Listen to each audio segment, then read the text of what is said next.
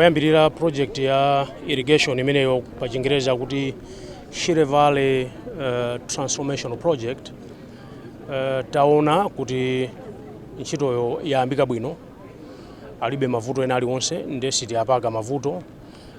Chimene tikuona ife ndiyonena kuti zolinga zawo kapena kuti zolinga zathu ngati dziko takhala kwa nthawi yayitali anthu akudandaula kuti bwanji timangodalira ulimi wa mvula pamene madzi tinawo ambiri. Ulendo uno zikuoneka ngati tayikapo mtima kwenikweni kuti nkhani ya nthirira itheke, ndipo zimenezo zikatheka ndiye kuti poyamba ulimi upita patsogolo. Kachiwiri mafactory ang'onoang'ono opanga zinthu ngati majuisi kapena ndi zina zimene tingathe kumapanga kuchokera ku ulimi tizipanga kuno, ntchito zipezeke, katundu wina mwina dzikagulitsa mayiko akunja ndi zina. So mwachidule ntchito ili kumene kuntchito bwino kwambiri.